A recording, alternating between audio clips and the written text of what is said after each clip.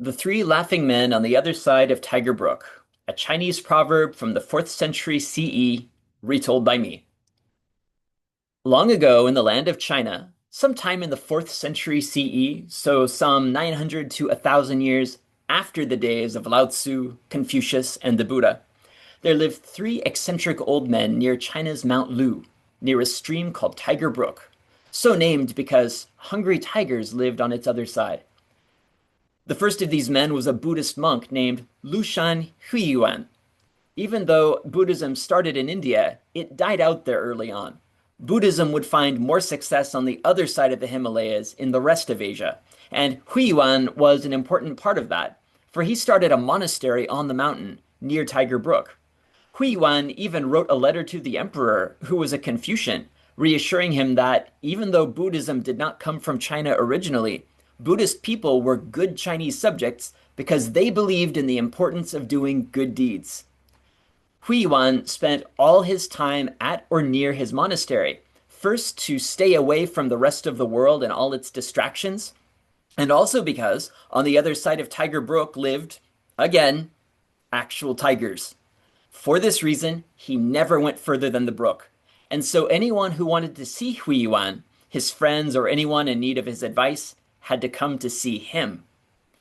And so one day it happened that Huiyuan had two visitors who were also two of his oldest friends.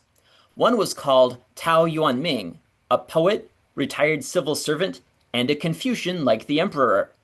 You might remember that a job in public service was the very kind of job Confucius had once sought 1,000 years earlier in his effort to make his community a better place. So Tao Yuanming must have been a good Confucian. Also, I note that his name is Tao, even though he's not a Taoist. That's the other man we're about to talk about. The other visitor was an important Taoist priest named Lu Shuzhong.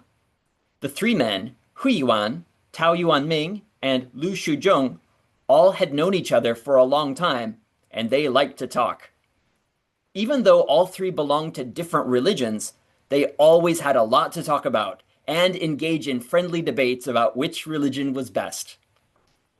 The three men were walking along the road outside the monastery in the shadow of Mount Lu, engrossed in their conversation, as always, chatting and arguing enthusiastically together.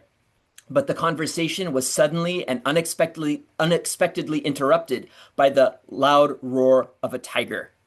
So preoccupied had all three men been in their discussion that they had crossed to the other side of Tiger Brook, presumably over a bridge, without realizing it. Suddenly aware that being so wrapped up in their discussion had inadvertently placed them in danger and caused Huiyuan to break his personal rule about crossing the brook and into the worldly distractions and dangers beyond it, all three men burst into spontaneous, hearty laughter. This moment of the three men, one Buddhist, one Confucian, and one Taoist, sharing a laugh together over the sound of a nearby roaring tiger, has become a favorite subject of Chinese artists, and many depictions of it exist. The story is well loved and remembered because it shows how, in spite of their differences, the people of all three of China's religions can get along and go further together than they ever could alone. And a note about the image I found for the story: The Three Laughing Men by Tiger Creek by an unknown artist from the Southern Dong Dynasty. You can actually tell the men apart by the way they are dressed. Huiyuan is on the right and has his head shaved, the usual practice of Buddhist monks, as hair and concern for hair is one of the many attachments Buddhists must learn to get rid of.